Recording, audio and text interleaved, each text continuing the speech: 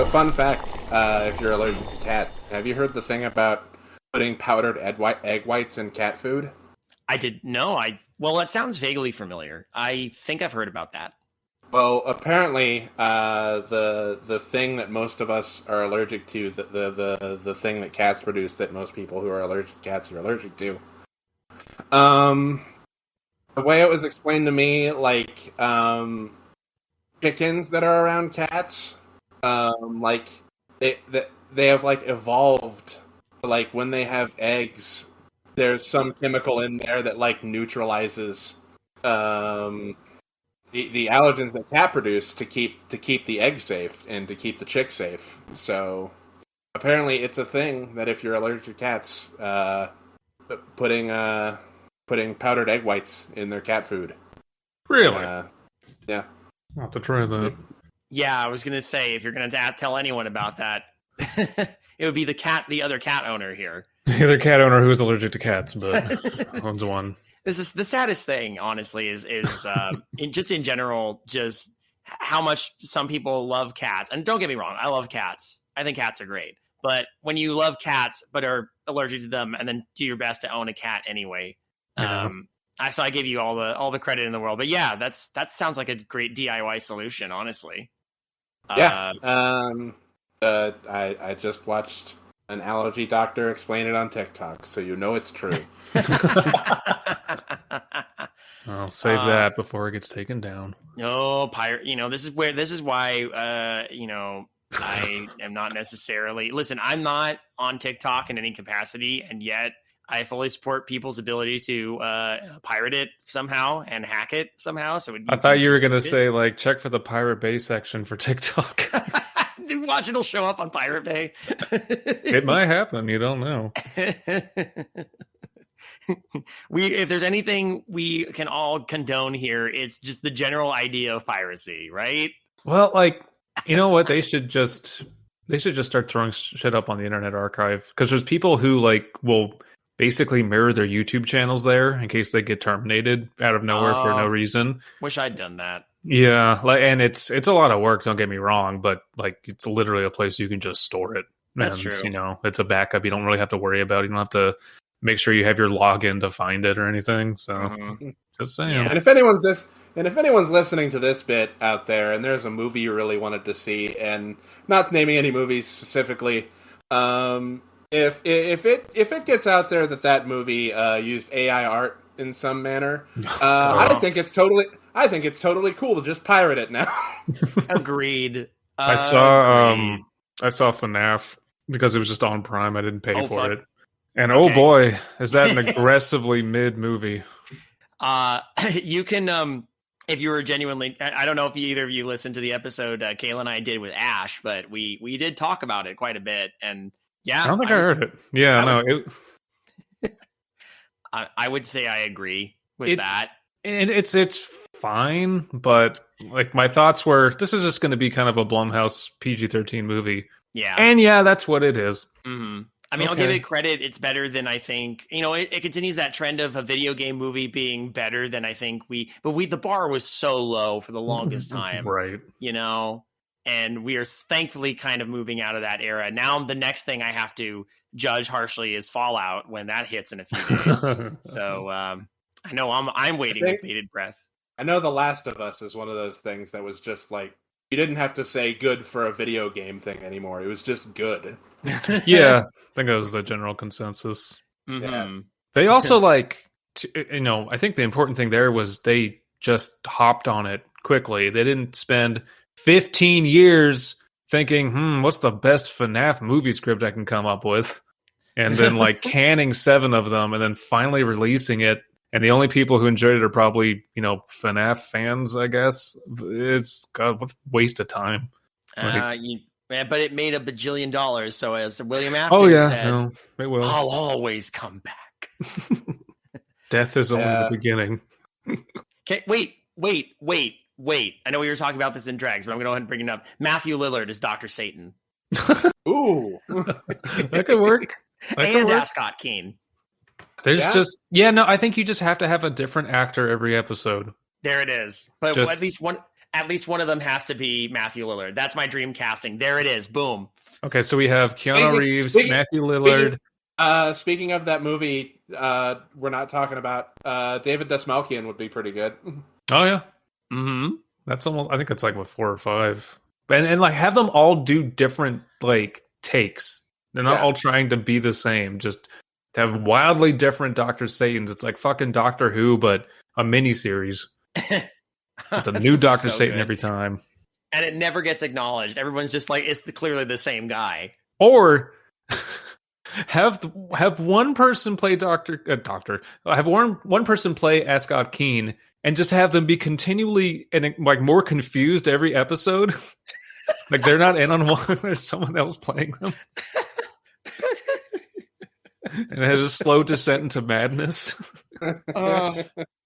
If we ever have the ability to produce this, we would do this. God. Hey Patreon, please help us fund this project. Yeah, if we could get like up to 50 million, we need to start this. We need to start befriending really stupid billionaires. Yeah. Oh man, welcome to scheming for cash analysis. We're back in the magical pulp-fused world of Dr. Satan with part 2 of The Consuming Flame, the 4th Dr. Satan story that we are reading second. I don't even care anymore. Yeah, me neither. If at this point we know they're all following the same trope, so it's like any good episode of any TV show that's not super serialized. You can just watch them in any order. I mean, so far in this issue, we haven't had any, continuation of lore or character development, really. Nope. So if by number 4 that's not happened, I really can't imagine we're missing anything with 2 and 3. So whatever. Well, you just know that for one, like in the first story with Dr. Satan, Ascot definitely he claimed to have been defeated in that first battle, but now he's claiming he has a few victories under his belt. I don't know. People died, you kind of keep losing. True. You've stopped more death, but then the deaths still happen elsewhere. Hold on. Ascot Keane's victories hinge entirely on the fact that he doesn't consider it a loss if other people die. Well, I'm alive. As long as Dr. Satan, as long as...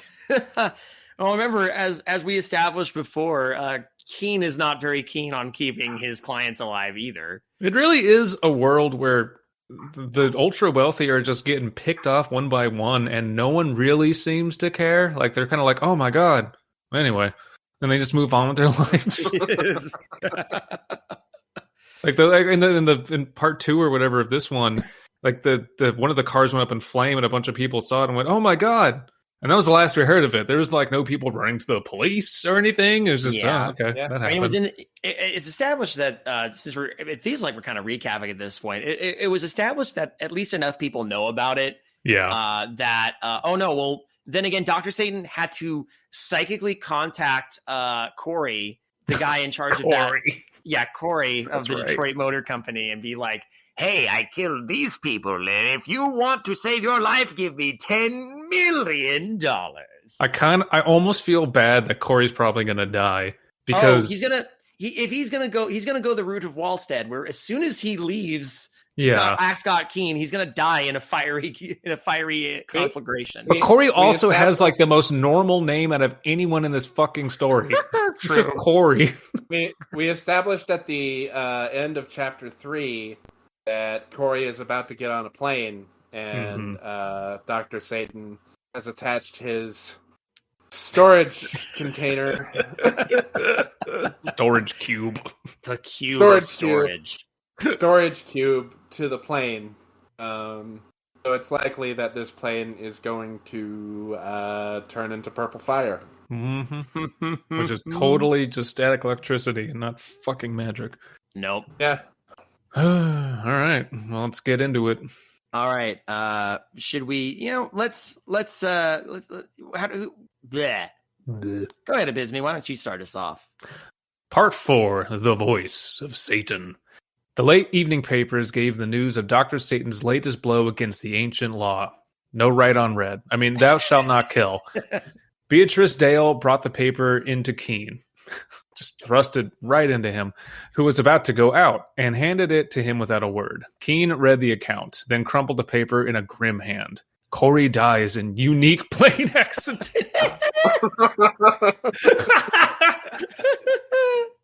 Oh, man. I used to play bass for Unique Plane Accident. Unique. Who's writing the newspapers in this fucking universe?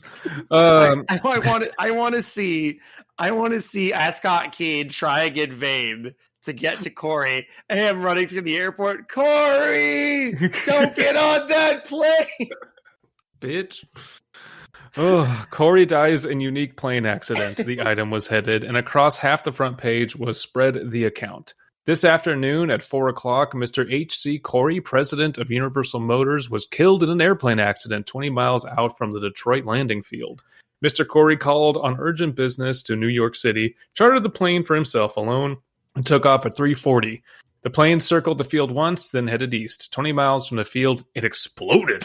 Holy shit. Union airline officials have no explanation to make. The explosion, according to eyewitnesses, was accompanied by a violet flame, which is not the type of flame resulting from gasoline explosions. Oh, shit. Unique plane accident. Keane drew a deep breath. Called on urgent business to New York, he quoted. The fool! He committed suicide. Dr. Satan, no, he got murdered. Dr. Satan gave that call, of course, and Corey, fearing financial loss, disobeyed my orders. I told him not to ride in anything capable of speed. Like a horse. He went toward the door. I'm going to Besson's home. Sorry. Dr. Satan plants explosives in a horse.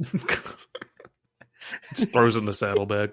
I'm going to Besson's home, he said to Beatrice. I want to talk with Besson's chauffeur about the sedan the man was killed in. I'll be back in an hour. Keane's on the case. Besson apparently lives close, huh? Yeah? I guess. I mean, unless he can teleport. I mean, Keane's got unexplainable magic powers, too, so. Sure. Carlisle. Yeah. Besson's chauffeur bit his lips as he faced Keane in the cool dimness of the great garage. Oh, shit. I suppose I should have gone to the police about it, he said unsteadily. But I couldn't see what good that would do them, and I knew I'd get in a lot of trouble over it. Oh, my God. Uh-huh. Tell me more. Like to see Avatar. Tell me more exactly what happened. You nerd. Well, a little before 7 o'clock, I was in here washing down the town car. Mr. Besson came out and asked if the sedan was ready. I said yes, and he got into it. You're sure it was Besson? We're doing this again. We're doing this again. Paid by the word. Oh. Paid by the word. You're sure it was Besson? No. Later I realized I couldn't be sure. Carlisle admitted. I heard his voice, and I'll swear it was his voice, and I saw his back, and he was wearing a checked suit, as he usually does, but I'll have to confess I didn't see his face. Curse, murmured Keane. What? What did you just say? A little in his mouth. Curse.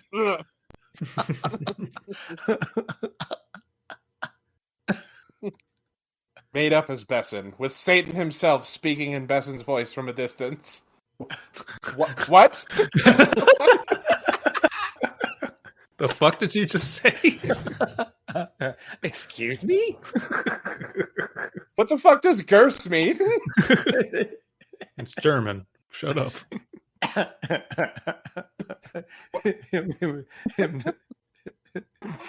Finish this bit, please, Alan. What? Said Carlisle.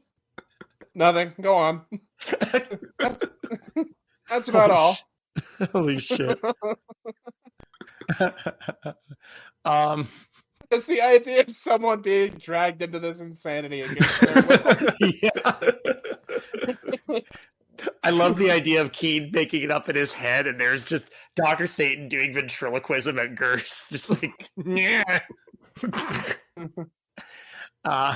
That's about all. The man I thought was Mr. Besson went out with a bag and everything as if on the Cleveland trip, and then came back in about half an hour.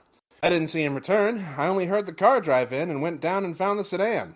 First I knew something was wrong was when Besson called, half an hour later, asking if the sedan was ready for his trip. I thought he'd gone crazy then. You have no idea where the sedan was driven in that half hour, said Keane. Well, none at all, said Carlyle. And now, of course, no one will ever know because there isn't any sedan to look over anymore. Keane's lips compressed. He kissed Carlyle. He kissed him so hard. They were in the cool darkness of the garage. He couldn't resist the urge anymore. There's no sedan, but I think we can find out where he went in that fatal half hour. Have you cleaned it out in here recently? Carlyle looked at the floor of the garage and shook his head. We haven't kept up quite the schedule we usually do since the boss died. I mean, who's paying us at this point? I don't know. The garage floor hasn't been swept. Good, said Keane. Where did the sedan stand in here? Carlyle indicated the space nearest the end wall. Keane went there, bending low, critically examining the concrete. The man drove it back into this spot before Besson took it out. Carlyle nodded. Keane got to his knees. Oh. Okay. There were slight... Oh, go ahead. You can finish it off. Sorry. There were slight flakes of dust and dirt from the car's tires on the floor. Keane took up some of these and put them carefully in the envelope. He turned to go. Shall I tell the cops about this? Said Carlyle, white-faced. Keane shook his head. It would get you into a lot of trouble, as you said, and I don't think it would be any good. You can't be blamed for being fooled by the man who killed your employer. He went out with the chauffeur's thankful and admiring gaze following him. Damn, that man has a great ass. You can be held accountable. It's called negligence, but all right. At the curb before the Besson home was the coupe Keane had hired to get about the city in. He got in behind the wheel and headed for the near downtown section. Okay. He was on his way to the laboratory of a friend of his. Oh my God, Keane has friends. Wow. I can't imagine the caliber of person.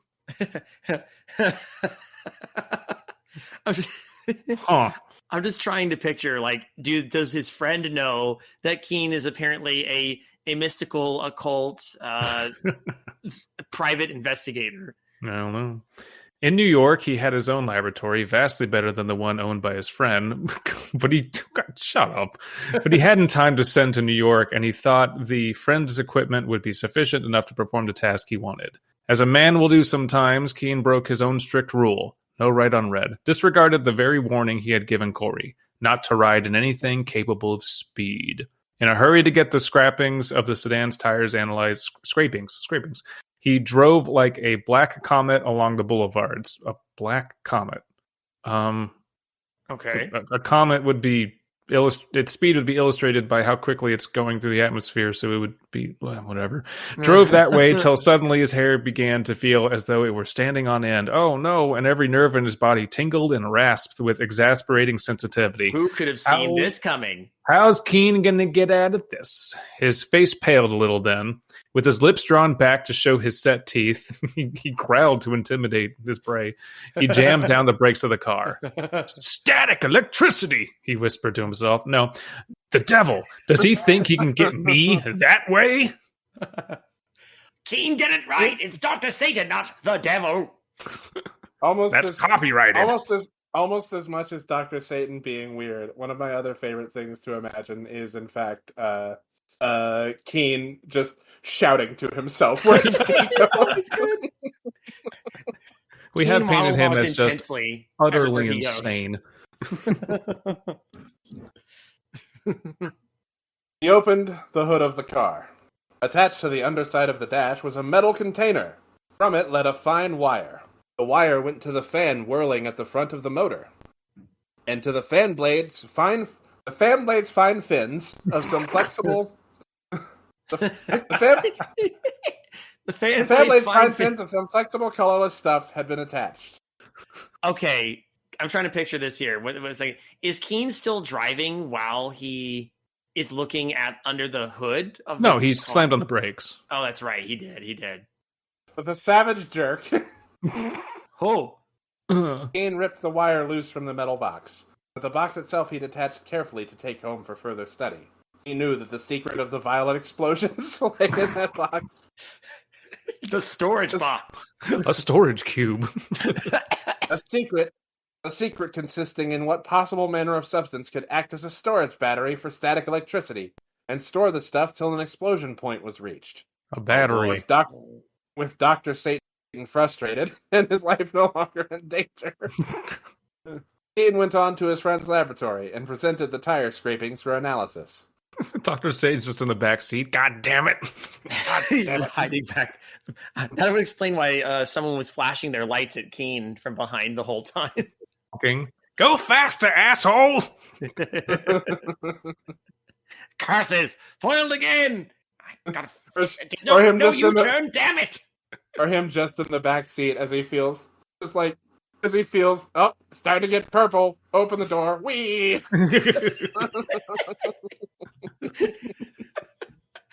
Tuck and roll, Satan! Mixed in with the normal dirt of... He has it calculated so perfectly that he jumps out of the car and fucking Bostiff is there to catch him with his fucking giant arms. Like he's a football. Bostiff! Catch me, Bostiff! Hold me! Caress me. You are my shield, my armor. Mixed in with the normal dirt of the streets, the friend reported a little later, there are two substances which might tell you where the car has been. One is a trace of cinders, such as is to be found in many factory yards. The other is a powdered chemical, which turns out to be a special kind of lime fertilizer. Oh. By the way, So? Out with it, man. Who gives a shit? Also, do you have a name? I don't think I learned your name, friend of mine. No. Friend of friends. Oh God, we're not gonna know. We're not. No, we're not gonna get his name. This is just my favorite character, Ascott Keane's friend from Detroit. Quote unquote friend. Ascott Keane's science friend. Who's not as cool as Keane and doesn't have as cool of a laboratory. Therefore, he's not as important as Keane. Because remember, anytime Keane is not on screen, people should be asking about Keane. We have up until this point, and probably the entire series, 4 issues of Dr. Satan's henchmen. Other than Beatrice Dale, we don't know anybody connected to Keane, though he claims to have a friend. I don't believe him when he says this. Fucking loner. Seriously. This is just a high school science teacher. Oh, yes. This is a chemistry teacher. I think it's me. If it's you now. Yeah. If you're okay. Yeah. So this, replied the man, frustrated that Keane didn't remember his name again. There is only one plant in Detroit which manufactures that particular type of lime fertilizer. That is a plant on Jefferson Avenue. He gave the address.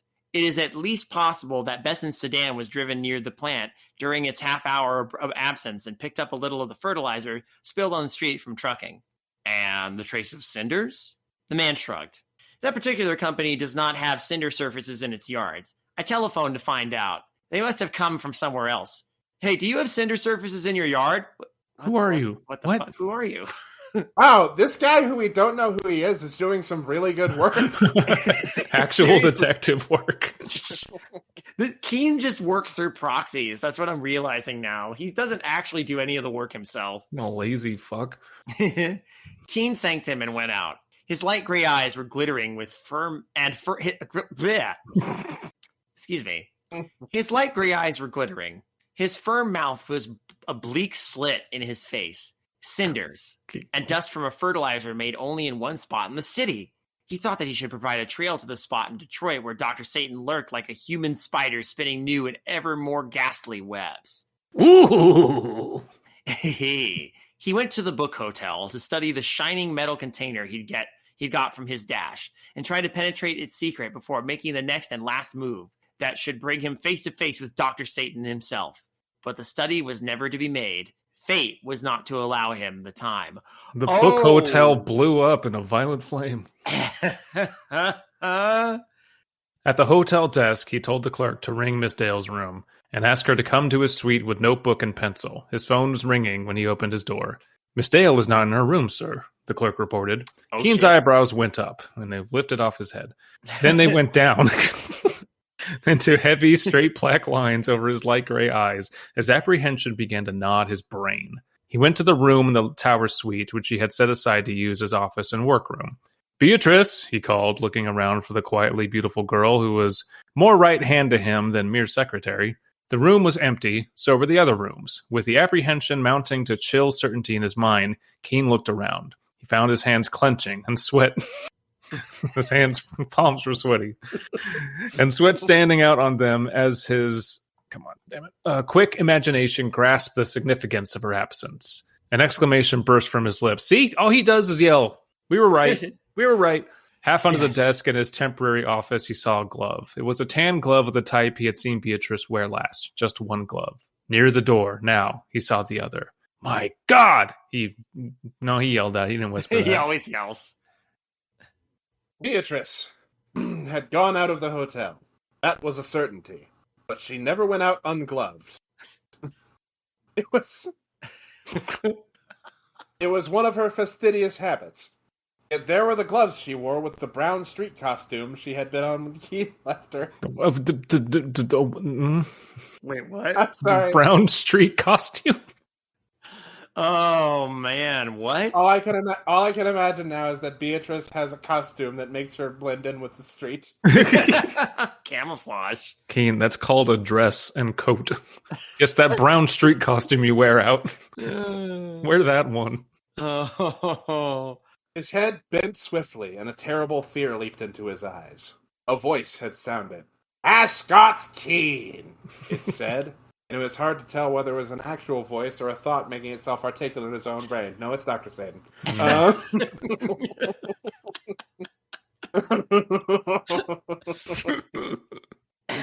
Yep. The amount of times we've straight up disagreed with the story. It's public domain. Our interpretation's better, so there. Yeah. You escaped the death waiting for you under the hood of your coupe. You shall face death later at my hands, in spite of that. But before death comes for you, you shall have the pleasure of imagining, as you are doubtless doing now, the lingering fate that shall be dealt out to your able assistant, Beatrice Dale. I have her, Keene, and also that science guy. Never got his name. He does science. Never once even described a facial feature on him or anything. Kind of fucked up to call that your friend. What's his name? Oh, it's something like the science guy. It's weird that, like, every aspect of your face is described to us at, like, every single turn. Like, we never don't know what your face is doing, but, like, not a sentence could be spared to say this one guy's name or what he looked like. You seem like a lonely man, Keene. Anyway, I have her, Keene. And when you next see her, if you ever do, I'm afraid you'll be unable to recognize her. She's the only person whose name you could bother to remember anyway, so I had to make her a target. I'm going to give her bags. It's going to be a royal glow-up, Keene. I'm going to yassify your system.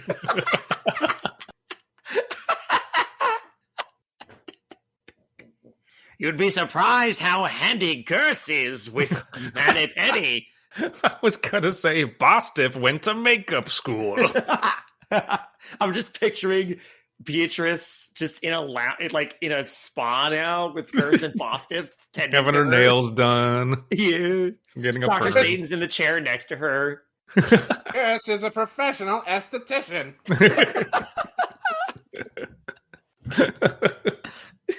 We're having a wonderful time, Keene. You know what? Don't bother coming. Never mind. You would just bring the mood down. We're having a girls' night. See, at least Beatrice will understand when you don't pay attention to her. That people who don't pay attention when you just want their attention. Isn't that right, Beatrice? During this entire fucking monologue, fucking Keene's just like drooling. The mind control's going on too long. I'm just picturing he's making this message in the background. You hear Beatrice and his thoughts going like, Satan, who are you talking to? Oh, just Just Ascot, dear. Don't bother. I'm just telling him what's going on. There was a low, icy laugh, and the voice ceased. Sorry, that was Gerst laughing. Beatrice is actually very funny. I bet you never laugh at her jokes, Keane. My God, breathed Keane. He's Mr. Really Steel Girl.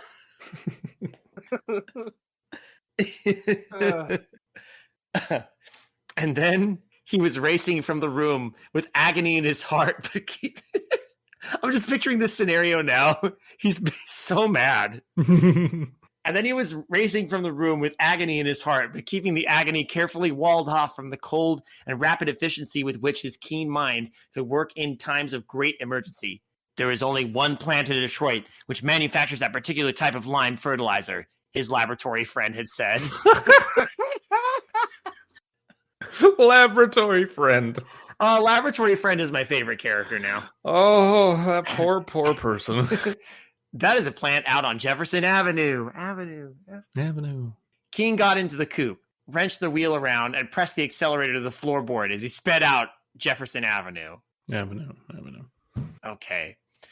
Shall I start part 5? Yeah. Okay. Part 5, Living Death. Keane went straight to the plant from near where the tires of Besson's sedan had picked up the significant trace of fertilizer. There he paused a moment outside the high wire fence enclosing the company's grounds, but he hesitated only a moment. There were no cinders in that yard, as the laboratory man had said. Okay, downgraded from friend to man. And the sedan had been someplace where cinders had paved a space. Also, the company grounds were swarming with workmen. No one could drive a car in, tamper with it, and drive away without, again, unnoticed. He started on away from the plant and further away from the center of town. There was only the one direction to go in. Really? Okay. I mean, okay. The sedan, to have picked up the fertilizer trace, would have had to go beyond that point. He drove very slowly, examining intently the properties on each side of the street. But it was only with an effort that he kept himself from driving like mad, senselessly, aimlessly, so long as he covered a lot of ground in a hurry. Beatrice. Never had he had such an urge for speed, but speed did no good when he didn't know where he was going. Beatrice. I have her, Keane, and when next you see her, if you ever do, I'm afraid you'll be unable to recognize her. Not like you appreciated her before anyway, but man, you're going to love the way she looks. Anyway, I'm back in your head again. So, I figured I should reiterate my point. I'm going through my vinyl collection, and have you ever heard of... I enjoy these talks we have. Why are they always so one-sided, Keane? What's wrong? Have you disconnected your psychic voice part? Are you ghosting me, Keane? What's your favorite ice cream flavor? Oh, who's your favorite member of the Wu-Tang Clan? Oh, you don't know about them yet. Don't worry. They're going to be huge. Bulbasaur, Charmander, or Squirtle?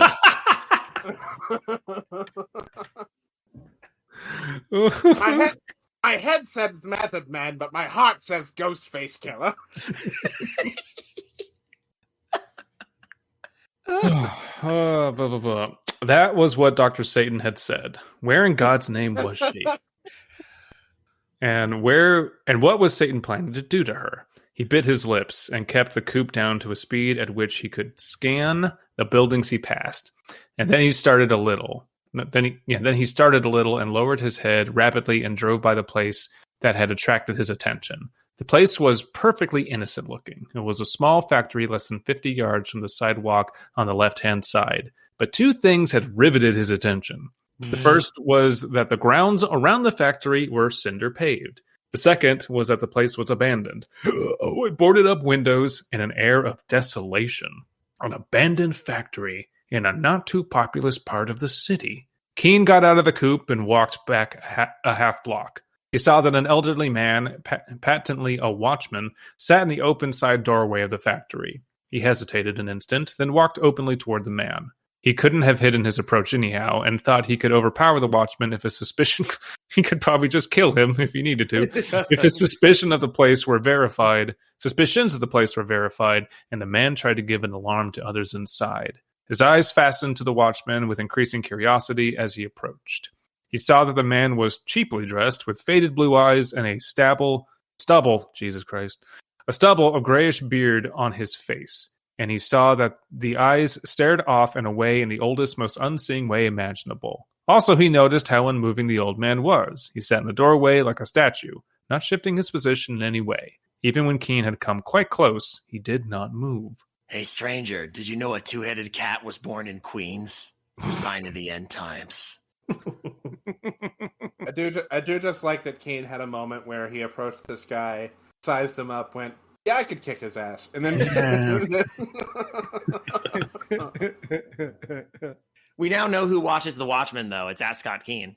Mm. Yes. That doesn't make me feel any better. Yeah, not even a little bit. This 15-foot tall, screaming dumbass. With his extremely long arms and legs and his mouth. Bleak slit of a mouth. He no clips in a T-pose through the world. He thinks everything's just Gary's mod. Keane stared down at him with growing grimness. He could see the man's pulse beat in the vein in his throat, but it seemed to him that the pulse beat was incredibly slow. Is Ascott Keane a vampire now? He could see the hair of his stubble of beard closer, and it appeared that the flesh of the man's face had receded from the hair roots. More than that, the hair itself had grown.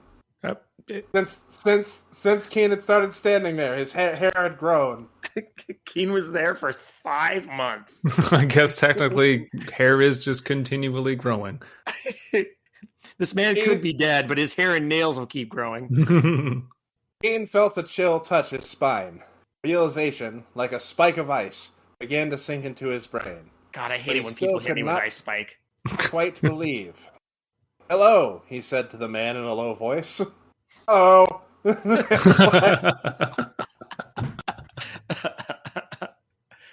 He said the words with his lips hardly moving and with his eyes staring blindly straight ahead. Keeping his voice almost in a whisper so that it could not be heard through the open doorway in which the man sat, he said, Are you alone here? There are 4 inside, the watchman replied creakily. Keane moistened his lips. I'm going to kiss the answers out of you. Oh, this is going to be such a good makeout session. What is your name? What is your name? He asked. It is... The man stopped like a rundown machine. His faded, unblinking eyes stared straight ahead. Keane stopped then. He touched the watchman's wrist and shuddered. Oh, the watchman suddenly jolted and said, They've never given me a name. Does that sound familiar to you, Keane? They call me Laboratory Man. They call me Dr. Worm. I've arrived. I'm interested in things. I've arrived with my good friend Laboratory Man. Keane? Hey, real quick. My name's Frank. We've known each other for 15 years. You're the godfather of my children. That's right, Laboratory Friend. Friendatory Man. Oh, well, my name is Watchman, so it's all good. I understand. Perceptibly, he could feel a pulse beating, perhaps 20 to the minute. He could see the man's chest rise and fall with immensely decelerated breathing. Pulse and breathing. And the man could speak and, up to the point, answer questions. But that man was dead. Cool. Necromancy. Yeah. Keane dropped the wrist, icy as something long immersed in water. His lips were a thin line in his face. A dead man on guard. A watchman whose presence here could be missed, and who therefore had been left to his accustomed place in the passers-by would have no suspicion that anything unusual was taking place inside. He had found Dr. Satan. The presence of an a old dead man. Dr. Satan, we meet again. You thought death could keep you from me, Dr. Satan? The presence of a living dead man where a live and vital human being should be proclaimed the fact like a shout. Keane drew a long breath. Then he stepped past the dead man, who sat with faded blue eyes staring into space. He entered the doorway, his eyes accustoming themselves to the darkness, detected the presence of the black drapes, swishing in the interior and making of it a smaller room within a room. Ascott Keane noted how Dr. Satan did not change his decorating style at all every time they met. At the same time, his ears caught an arrogant, glacial voice, a voice that made the hair on his neck crawl with remembrance and primeval fear, the voice of Dr. Satan. Edging his way along between the drapes and the wall, careful to touch neither, Keane moved to a spot where the harsh and imperious voice sounded farthest away. Then he took out a knife, slit the black fabric, and looked through. The first thing his eyes rested on was Beatrice Dale. She sat on the floor of the abandoned factory with her slim arms down by her sides and her silk-sheathed legs out in front of her. Arms and legs were bound, and a gag was around her lips. Over the gag, her eyes stared out. Jesus Christ. Over the gag, her eyes stared out, wide and frightened, yet, in the last analysis, composed. Keane felt a hard thrill of Oh no! Oh no! He's got the Wonder Woman thing. He's really into women in peril. Oh boy, Keane. I'm not going to kink shame, Beatrice, but this is your friend. Beatrice, hey, Beatrice, I never noticed you before you were all tied up. So he likes to watch and likes people in peril. This is not only his friend, but his employee. Mm-hmm. Like, come on. Yeah. God, Keane, piece of work. Keane felt a hard thrill of admiration for her fortitude to go through him as for her. God, fuck this fucking writing. Keane felt a hard thrill of admiration for her go through him as he looked into her eyes.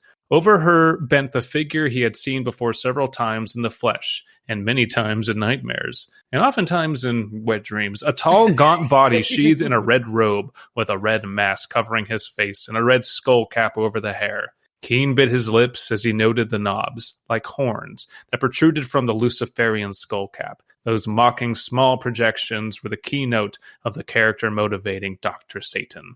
A man who took pride in his fiendishness. A man who robbed and killed, well, rich people, and broke the laws of man, a few, and God, not for gain, well, ostensibly yes, because he already had more than any one person could spend, but solely for thrills. And that's why we love him. Being jaded with the standard pleasures of the world and turning to monstrous, sadistic acts to justify his existence and give him the sense of power he craved. Next to the red robe figure, Keane saw Dr. Satan's two malevolent henchmen, Gurs and Bostiff.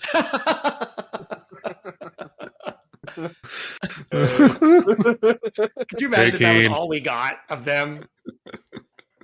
Well, I mean, Keane only really has eyes for Dr. Satan, so... At least I name my friends Keane, unlike you and your laboratory man.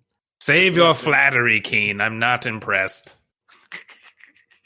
I'm just imagining Ascott Keane walking in the room like, Dr. Satan! Gurs and Bostiff, hi. Gurs, Bostiff. I picture them both like just giving this really, at the same time, this very lipless, like, hey, wait, just go back to what they're doing. You get my Christmas card. How's your mom?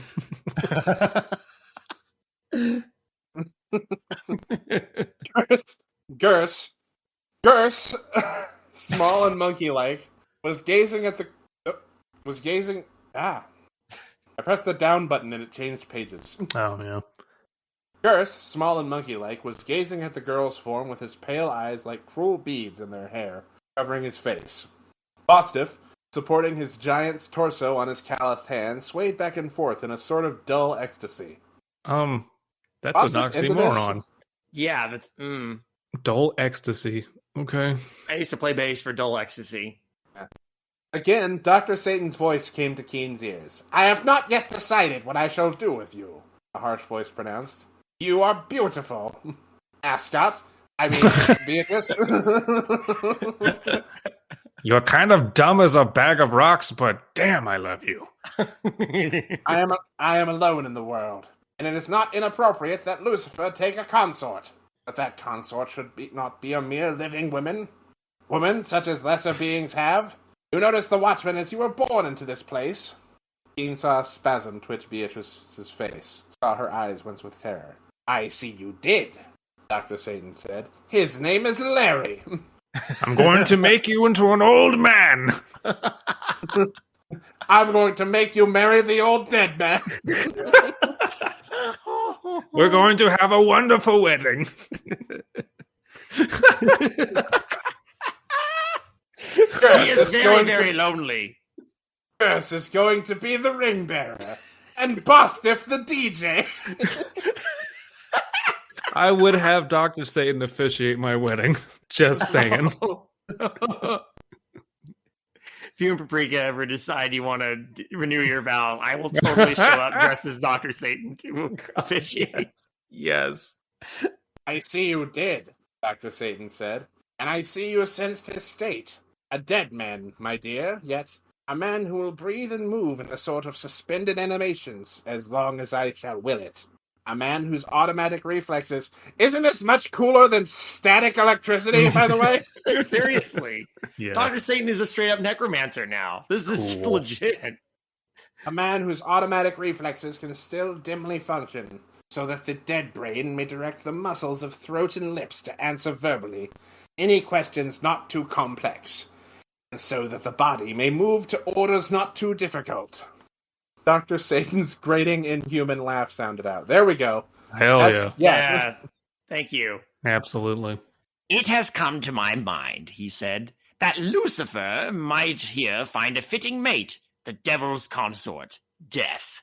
A beautiful woman who must answer as required, and who must move without question to fulfill her master's least demand. Oh, really? Yeah. No. That would be unique and amusing.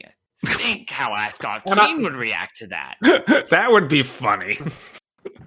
Like, I could have been really creepy with that and described how I was going to turn you into basically a corpse puppet, but I'm really just doing it to piss off Ascott Keane. Oh! A woman who only speaks when spoken to and does as you say? Wouldn't that be great, gentlemen? Am I right? Thanks for coming out to the Comedy Cellar. He goes to high-five Gersten Bostiff and they just stare at him. Really? Women be shopping. I've brought you here, Beatrice, to try out my comedy routine. I'm going to perform at the Apollo Theater. And then I'm going to burn down the Apollo Theater. And then I'm going to perform on the ashes of the Apollo Theater. Keane, motionless behind the drape, with his eyes to the slit in the fabric, felt perspiration trickle down his cheeks. The man was diabolical. He was beyond madmen in his aims and pursuits, in the aims he pursued and the goals he achieved. Yet he was not mad. That was perhaps the most hideous part of it. He was sane, icily, brilliantly sane. And now Dr. Satan went... No, he's kind of just insane. Nope. Yeah. No, both of you. Yeah. And now Dr. Satan went on with that in his voice, which made Keane suddenly tense at every muscle as instinctive small warnings prickled in his brain. The reactions of Ascott Keane to that spectacle, very interesting. I must see them. In fact, I will see them. Like a flash of light, the red-robed body whirled. The coal-black eyes of the man glared through the eye holes of the red mask, glared straight into the eyes of Keane, pressed to the slits in the black fabric. Impossible that he should see Keane's eyes in the dim red light of the black-shaded room. Impossible that he should have heard Keane breathe or move. He knew the criminologist was there. Watch Keane, ripped a giant, 3-foot hole in the fabric and is, putting his head through. How'd you see me? The devil, how did he know? He's just crouched, in a Bethesda game, sneaking. For the moment... He just pressed against the fabric, so there's just an outline of his body.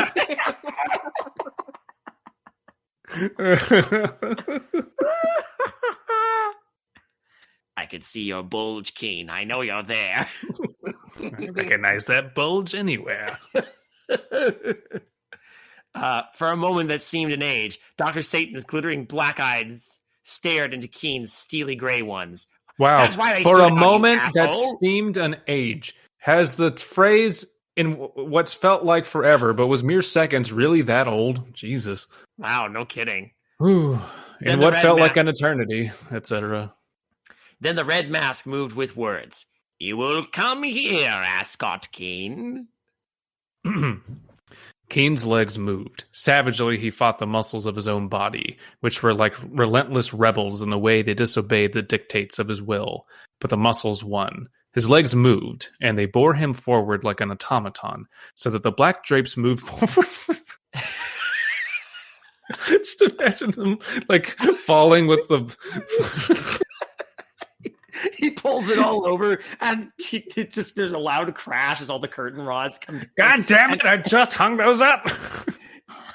My decorating, no.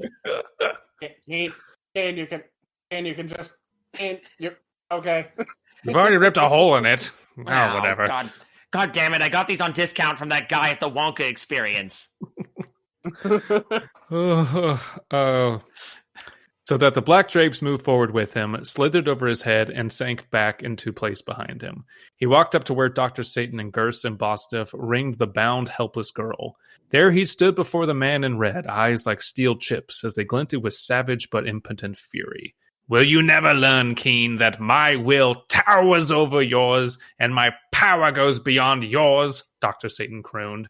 Keane said nothing. He looked at Beatrice and saw that into her eyes had crept a horror that went beyond the fright that had entered them at mention of the living dead man who guarded this red-lit inferno.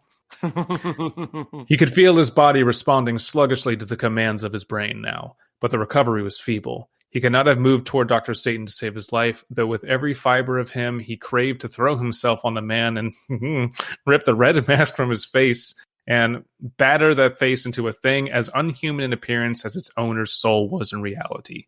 Gus, said Dr. Satan. That was all. The little man hopped in obedience. He came close to Keane with his right hand hidden behind his back. You know what dawns on me? All the times that we see this place, it's probably Keane just thinking, God, this guy decorates his place like a garage haunted house. Just hangs a bunch of curtains up and puts it full of red light, has a burning skull over the corner. Then he jumps out and goes, blah, blah, blah. Now, Keane, put your hand in this bucket of dead man's brains. It's actually Jello. Oh, I got you, you stupid bitch. I fooled you. Now for his eyeballs. It's grapes. You suck, Keane. Behold my brilliance. What's that behind your ear, Keane? Oh, it's a quarter. Anyway, I've killed like 50 people. All the decorations are real, like literally real. That skeleton over there, that was Laboratory Man. I took him and skinned him. Who? Hung him up. Laboratory Just Man. for you, Keane. Your friend. Do it all for you. Who? Laboratory friend. Who? What? Wow, you really don't have any friends. Jesus, Keane. Keane. You spoke with him like an hour ago. Huh. I would. You think I remember something like that, Dr. Satan? Gerst? No, not Gerst.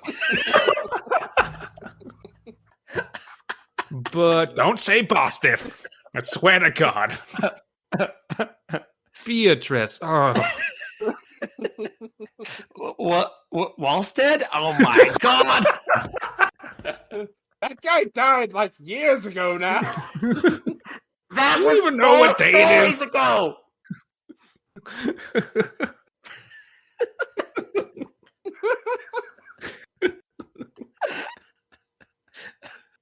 I don't think there's anything funnier than Dr. Satan.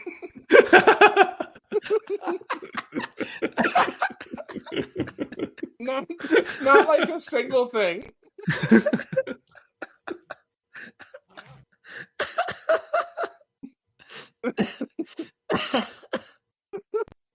Oh. Okay. Oh shit. Keane gasped. Oh. Keane gasped and tried to throw his arms up as he read in the little man's mind the commands Satan had wordlessly given him, but his arms moved too slowly to prevent the next act. Gerst lashed forward with his own arm. Something glittering in his right hand pressed into Keene's flesh. He felt a sharp sting, in complete physical numbness. I'm guessing it's a syringe. But though his body was a dead thing, his mind continued to function with all of its normal perception. Dr. Satan's glacial laugh rang out. "The great Ascott Keane," he sneered. "We shall see how he meets his own fate. And that of his efficient secretary, toward whom his secret emotions are not quite as platonic as his conscious mind believes. You want to fuck her, don't you?" He turned. "Yes," he said again. That was all the rest of the command. That was all. The rest of the command was unspoken. But all too clearly, with the telepathic powers that were his, Keane caught that too. He fought in an agony of helplessness to make his body move, as Gers hopped toward Beatrice. But he was as immobile as though paralyzed. Again, Gers held a hypodermic needle. But this was a larger one than the one he had plunged into Keane's body. "I'm going to find out which of you is really afraid of needles. Does this bug you? Does this bug you? He's not touching you." Anyway, shoot Keane in the face. With his pale eyes shining, the monkey-like little man pressed the needle into Beatrice Dale's bound left arm. The girl closed her eyes. A strangled moan came through the gag that bound her lips. Keane croaked out an oath and struggled against with a body as limp and moveless as a dead thing. "The drug in that hypodermic needle is..." He doesn't say the whole thing. "The drug in that hypodermic is quick-acting," Dr. Satan said. "Observe, Keane." With staring eyes, Keane saw how true the words were. Into the girl's eyes already had crept the terrible, unseeing look that characterized the faded eyes of the thing outside in the doorway. He could see the pulse in the throat slow down, slower. "She's dead, Keane," said Dr. Satan emotionlessly. No. I killed her. I killed her. That's all I did. Yep. Look, I can't be on all the time. Seriously. Okay, listen, I'm getting tired of this. They can't all be singers. You know how expensive fucking Egyptian fire is? Yep. Ran out of that a while ago, I'm afraid. Time to hit that old dusty road. Dr. Satan then returned to his home planet. Though dead, she will obey better than alive. Gus? Once more, the monkey-like small man approached the girl. In his hand was a knife. He slit the bonds that held her and removed her gag. "Come to me, Beatrice Dale," commanded Dr. Satan. Through a red haze, Keane saw the girl get to her feet, slowly, unsteadily. She walked toward the figure in red, moving like one asleep. "You are mine, Beatrice Dale," Dr. Satan said softly. No. There was a perceptible hesitation. Was the girl's brain, even in death, struggling against the monstrous statement? Then her lips moved as the lips of the thing in the doorway had moved, like the lips of a mechanical doll. "I am yours." Keane panted on the floor. He was really turned on. He could not even cry out. His vocal cords were numbed by the drug, as was the rest of his body. Dr. Satan stared down at Keane. "And so, my friend," things people have and they know each other's names, his harsh voice grated out. "We see the end.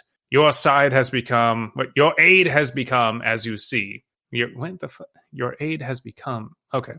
"Your aid has become, as you see. You yourself shall presently die, as Besson and Dreyer and Corey died. The end. Bostiff." The legless giant hitched his way forward on his long arms. "The flywheel, Bostiff," Dr. Satan said. "Gus, attach the cube of death to Keane." Yes. Yeah! Fucking death cube. Look, we talked to marketing. I've been listening to feedback, and I agree.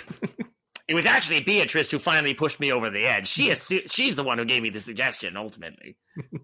And now Keane glanced at a thing he had seen only perfunctorily, and noticed not at all until now. On a length of rusty shafting in the rear of the factory room was a big flywheel, which had performed some power service when the factory was busy. To this was belted an electric motor. Bostiff hitched his way to the flywheel. As he went, he trailed behind him a fine wire only too familiar to Keane, the kind of wire that had led to the metal box Keane had detached from his coupe before death should strike him. To the spokes of the flywheel, Keane knew, were fastened the colorless, unobtrusive fins which generated the static death that had struck down the motor millionaires. Gers fastened to Keane's chest a metal cube which had been resting on a low bench nearby.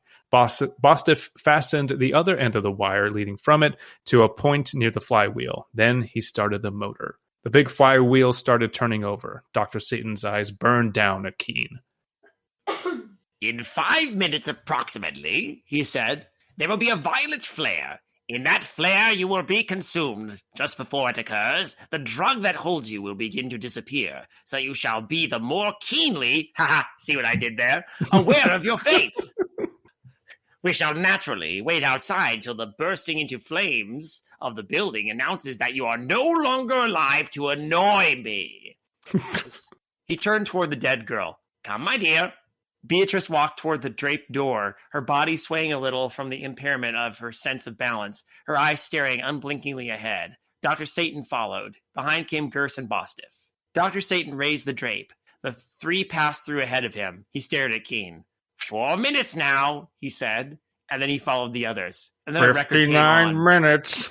And then a record came on. Goodbye, so soon. And isn't it a shame? Yes, so I think it's back around to you, Abysmii. I think we skipped me. Oh yeah, we may have earlier. Wouldn't be the first time. It was Abysmii and then you. Oh yeah, no, yes, yeah. So go ahead. That was my bad. Take this one. Take it and run with it. Part 6. 2 metal cubes. That's what you need to solve this aperture science puzzle. I just want to remember part 1. What a cool title part 1 had. Yeah. The Death Shrub. Or even just part 1 of this. The night explodes. The night explodes. Yeah. You could call them the death cubes, but no, it's 2 metal cubes. 2 metal cubes. 2 metal cubes. 2 metal cubes. Pardon me. You are pardoned. Keane was lying so that he could see the watch at his wrist. He watched the little second hand fly around its circle 3 times. He's got a watch with a minute hand, millennium hand, and an eon hand. And when they meet, it's a happy land. He listened to the whirring of the great flywheel, gathering static electricity through its fins. Such a colossal store of it as even the lightning could not rival. To be held in the mysterious metal cube on his chest, till it had gathered beyond the cube's power to contain it any longer. Then he's going to pass through the king's storeroom on his way to the shrine of the silver monkey. Then the cube would be consumed and consume everything around it like a tremendous blown fuse. Keane stared at the watch. He had 100 seconds of life left. 100 seconds. That was the canceled opening number of Rent. 100 seconds. It was back when Jonathan Larson was actually working on his earlier draft, which was just called "Oh shit, it's the landlord." But his counting of the seconds was not actuated solely by the fear of death. His mind had never been keener, colder than it was now. Ascott Keane was waiting for the first sign of returning movement in his muscles. When that occurred, he had a plan to try. It was a plan the success of which hinged on facts unknown to him. But its steps seemed logical. I don't know what I'm about to do, but I'm about to do it. He had a plan. He had a plan that hinged on him gaining the ability to become immune to static electricity. I cover myself in rubber. Maybe if I touch a doorknob first. He felt burning pain in his finger ends. Tips. Those are called tips. The fingertips. Fingertips. Then in his hands. Grimly, he moved his fingers, searing with returning life. He flexed his hands. He had 40 seconds. Perhaps a little longer. Perhaps a little less. For Dr. Satan could not foretell to the second when the static force stored in the metal cube should burst its bonds in the terrific violet flare. another band I used to play bass for. Now he could move his right arm feebly from the elbow. He dragged it up by sheer will till it went to his coat pocket. In that coat pocket was a factor, or a possible factor, which Dr. Satan had not reckoned with. The metal cube with its broken end of wire, which Keane had taken from his coop for analysis, which he had not had time to make. Okay. That's setup and payoff, technically. Okay. Yeah. But then Laboratory Man showed up. My name is Keane. Darren.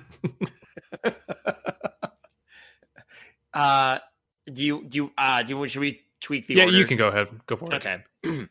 He got the cube from his pocket. His watch told him he had 20 seconds, a third of a minute to live. With maddening slowness, his hand moved. It found the wire from the box in his pocket. With numbed fingers, it pressed the broken bit of wire to the other cube. The 15 seconds that passed then were an age.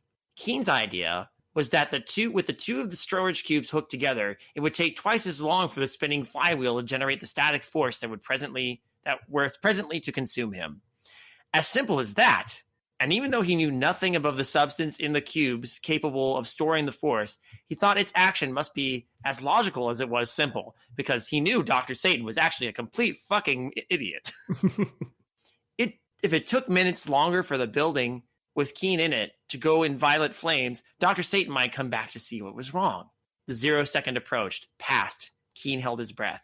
10 seconds passed, and still death did not strike. The flywheel turned. The gathering static electricity rasped his nerves and stood his hair on end, but the violet flare did not dart toward the heavens. 20 seconds went by, and Keane breathed again and watched the draped door. He could move arms and legs now, and a bath of flaming agony told that all his body would soon be released from the grip of the paralyzing drug. 2 minutes had gone by before he saw the drapes on the door move, and then Gurse came in. Gurse, not his master, but Gurse, Keane thought, would do. Future Marine, could you put in studio audience applause when Gurse comes in?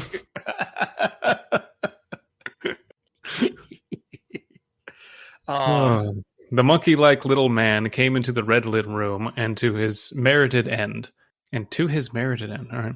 Keen's steely eyes were on him. Through them, as though shining little gates, his iron will leaped at the man. Gurse stiffened in the doorway. Then, in obedience to Keen's unspoken command, he walked to Keen's side. You came to see why the violet flame had not burst out, Keane said. Yes, said Gurse, his wide, helpless eyes riveted on Keen's. Dr. Satan is outside with Bostiff and the girl. Yes, said Gurse. A spasm passed. Beatrice's name, you dick. Right, what the fuck? A spasm passed over his hairy face, as though apprehension struggled with the deep hypnosis in which he was held. Answer this, snapped Keane, and answer it truly. The girl, Beatrice Dale, right, that's her name, is now dead. Do you know of any way to make her live again? God, the agony that went into Keane's waiting for that answer. And then Gurse's lips moved. Yes. Keane drew a deep breath. He was standing now, tottering a little, but almost entirely recovered. What is the method? Tell me quickly and truly. The drug that killed her is its own antidote. More of it will bring her back to life. Okay. Any who have been dead for not more than half an hour. Thank God, said Keane. And then he acted. Ah, yes. The old hair of the dog antidote. If I just take more ketamine. Warning, overdosing on death may give you life. Side effects include life or death. As he did so, before his mind ran the list of crimes this man, with Dr. Satan as his leader and the unspeakable Bostiff as his comrade, had committed, the list took all pity from his face. He fastened the 2 metal cubes to the man. No, you can't kill him. Oh no! Oh, you bitch! We may not lose Beatrice, but we're going to lose Gurse. Whose body was held in his mental thrall. Then he went to the door, backing toward it with his commanding eye ever on Gurse. The flywheel turned with a monotonous whirring. The fins attached to its spokes sent down the fine wire, the accumulation of current. Millions, billions of volts, filling the mysterious storage capacity of the first cube, reaching toward the capacity of the second. Oh boy! All right, can we get a studio audience booing now? Yeah. Aww. This would probably be more impact. I mean, is it more impactful that we jump to this one and we're gonna know that he's dead? He's going to die when we go back to previous episodes. Yeah. Are we at Keane looked at his watch? Yep. Keane looked at his watch. In 30 seconds, if Dr. Satan were right, the 2 cubes should explode with double the violence planned on. Ooh. Double the violence is a pretty great expression. Yeah. Yeah. There was a violet flare that seemed to fill the world. Keane was knocked backward out of a doorway that an instant later became non-existent. A glimpse he had of a man who sprawled over and over with the force of the shock, and then relaxed to lie at last in the actual death hitherto denied him. The dead watchman. Broke his fall. Then he was staring into coal-black eyes that glinted with a fear that never before had touched their arrogant depths. Keane!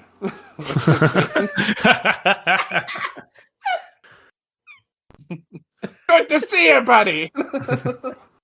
Hey, where's Ghost? Whispered Dr. Satan. No. As the criminologist faced him. You weren't. And it was Gerse! It was Gerse who died, said Keane, and sprang. They made out violently. Like I said, you get sprung. Oh shit. This next paragraph, though. With a... Ooh.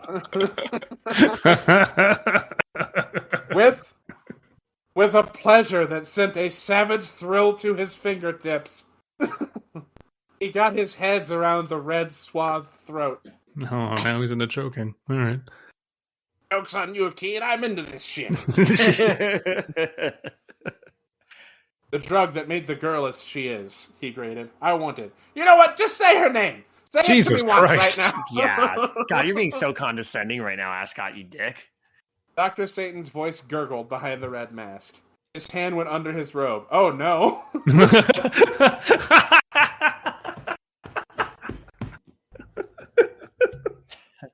It's the most sexually charged issue so far. The fear of death, that exaggerated fear felt by all killers when they themselves feel death approach, gleamed in his eyes. He drew out the big hypodermic. He reached into his pocket, he reached into his robe and pulled out the big hypodermic. Are you ready for your injection? Oh, jeez. Keane, I can't answer this question or I am choking me. All right, that's the tag. Okay. How much is the reviving amount? Graded Keane. 2 calibrated marks on the plunger, gasped Dr. Satan as Keene's fingers relaxed. The same as the lethal dose. Death or renewed life, the same, whispered Keane. Then a bleached smile shaped his firm lips. He took the hypodermic. With the swiftness of a leaping serpent, his hand moved, and death poured into Dr. Satan's veins. Oh, shit. Whoa. Keane slowly got up. The coal-black eyes faded. They became dull splotches through the mask's eye holes. Keane shot the stated amount into Beatrice's white arm. There was barely enough. That was a risky move. Yeah. You either kill Dr. Satan or save Beatrice. You don't gamble. God damn it. With his heart in his throat, he watched her reactions. Oh, thank God, he whispered. Color was slowly seeping into her cheeks. Her eyes blinked, then began to lose their deathly dullness. The pulse increased toward normal in the throat vein. Keane turned toward Dr. Satan, and his face wore the same grim look it had worn when he left Gerse in his merited destruction. Get up, he said. Slowly, stiffly, Dr. Satan rose. His dead eyes peered straight ahead. Oh, geez. The factory building was a solid blaze. Shouts and sounds of running feet announced the beginning gathering of a crowd in the street. Oh my God. Eyewitnesses. Damn. Tag, you're it. Walk straight ahead and keep walking, Keane snapped. The red-clad figure, like a dread automaton, walked straight ahead toward the roaring flames. Keane waited, with the bleak victory in his tired eyes, till the figure was on the brink of the flames. Then he turned to Beatrice. What? She faltered. What? What are you looking at? He helped her up. Don't talk. Just come with me, he soothed. And in answer to the look in her eyes, Dr. Satan, is that you? He's dead at last, in the flames. It's triumph for us. He helped her to the curb and through the milling crowd to his coupe. It was the first major mistake of Keane's life. 2 calibrated marks on the plunger, Dr. Satan had said, was the reviving dose of the drug, the same as the lethal dose. The revival amount had been correct. Beatrice was alive again to prove it. It did not occur to Keane that Satan might have lied about the other. So he did not see the red-clad figure drop back from the flames as soon as he had turned and started leading the girl from the cinder yard. He did not see Dr. Satan crawl behind a rusted pile. Okay, he's not looking quick. Rusted pile. Shit. Fuck. Nor see a moment later a figure clad in conventional dark clothes emerge, leaving behind it a red Luciferian costume that would have been too conspicuous to wear where many could observe. Victory, he said again, with shining eyes as he drove toward the hotel.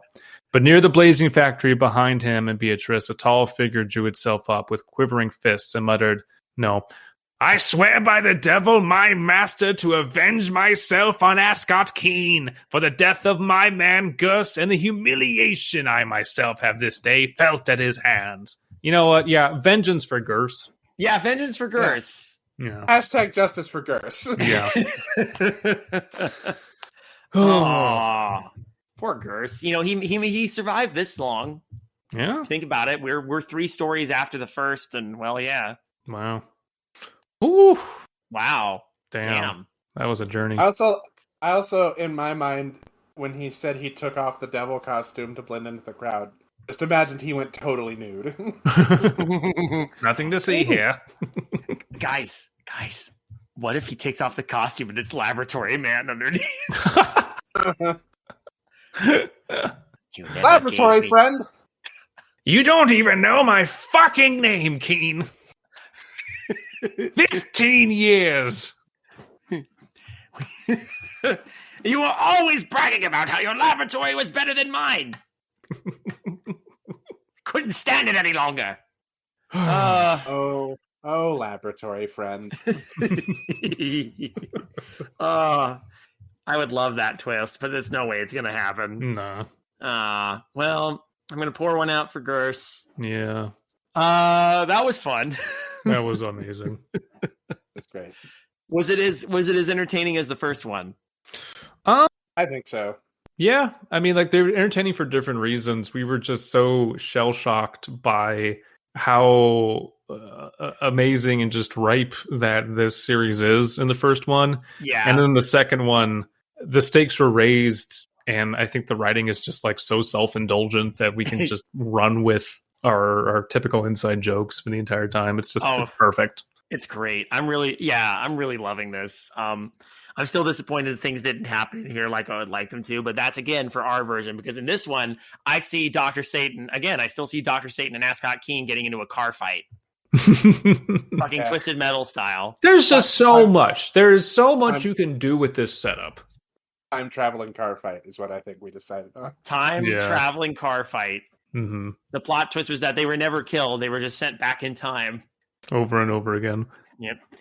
Dr. Satan is traveling around in that sedan but modified. It looks like it's been moved to the future. But then Ascott and Beatrice are having a fight with him while traveling in his coupe.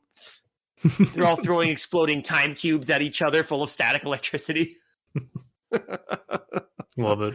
How about we give this chapter of Dr. Satan a freshness rating? I will give it 2 out of a possible 2 metal cubes. I'm going to give it a laboratory out of a man. I will give this not quite dead out of Beatrice Dale. but also R.I.P. Gurs. We hardly knew. Yeah, Rip Gurs. Yeah. When do we get the Gurs origin story or the Boston origin story? What makes them so loyal to Dr. Satan? Yeah, that's the rare prequel I want. Yeah. Gurs begins.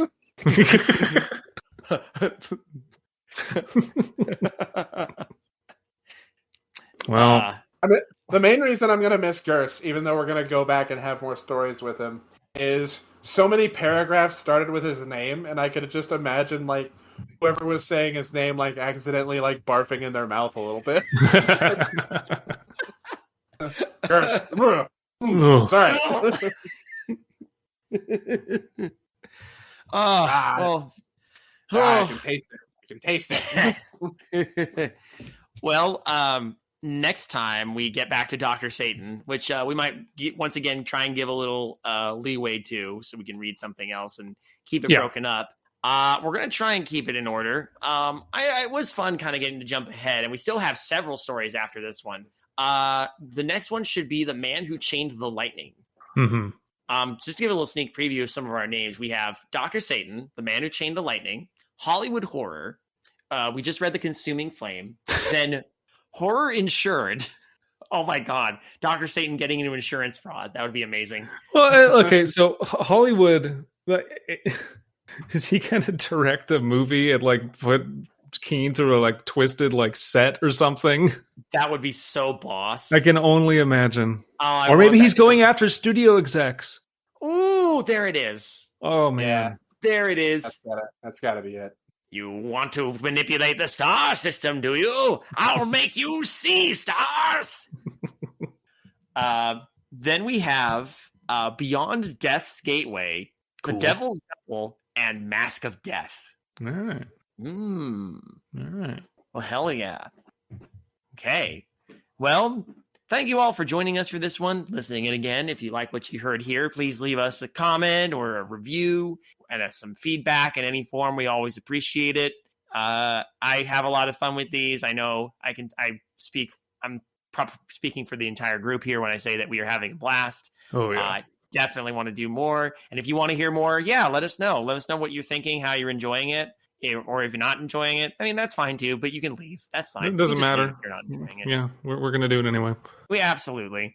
And you can check out some of the other shows on the Creative Horror Network at creativehorror.com. We have many fine podcasts there that you can investigate, such as the Jameson Tapes and Darkly Lit, and several other podcasts which are on hiatus and or finished, but have a pretty good backlog of stuff to listen to. There's also our Patreon, patreon.com/creative horror, where if you support the show, you can hear some of our dregs, which are even dumber things that we do, as well as some extra content from over a decade's worth, I stress again, of content running back to the inception of Midnight Marinara, pretty much. So it's all there. And you can access it at any dollar amount that lets you onto the Patreon Discord, and our audience there gets priority when it comes to sending us some of your own fiction for us to read and give feedback on. And as always, the floor is open for that. You can send those to midnightmarinara@gmail.com. You can pass those along. Also, I should mention, I have a Blue Sky now. I'm not doing the X thing because I don't want to be on X anymore. I still kind of wrapping my head around how you share these, but it's I guess crackmac.bluesky whatever username thing. Oh, you can look up crackmac. Yeah, That's we'll me. put a link in the description. There will be a link. Yeah, there will be a link there, and you can check it out there. But it'd be fun to connect with some people there. So yeah, feel free to reach out, because as right now, not a lot of folks there. Just other projects. Anything you all want to plug? I have an album out. It's my first noise album, and it's on my YouTube, but it's also released through my label that I have with Princess Dank, Quarter Bake Sale. So if you want to check that out, if that's your thing. And then I have some more accessible music on the way. I actually just finished my first Dungeon Synth album, which has a kind of a horror theme to it. Hopefully I get the album art secured in the next couple of weeks, and that'll be releasing as well. So yeah, if you enjoy my music, there's more coming out. Hell yeah. If anyone out there wants to take a shot at what my PayPal is, you can send me money and it'll be used to buy duty-free alcohol in the Caribbean. Yeah, no, that actually subsidizes Jameson Tapes technically. So yeah, business expense. Well, have fun on your cruise, Alan. I look forward to hearing those stories. Yep. If I'm not dead, I will enjoy telling the stories about the cruise. Yay. Oh, don't worry, you won't be dead. We'll just inject you with the 2 points of the life-death serum. I mean, I'm flying on a Boeing, so. Oh god! Oh, no. Don't sit near the exit row. Whatever you do, didn't Ascott make it clear? You're not supposed to travel on anything that moves at all. Don't take a horse. Don't take a bike. Do not try and wheel your rolling chair down the street, or you're fucking doomed. I have this image of someone like on a Razor scooter, and there's this very obvious death cube on the front. No!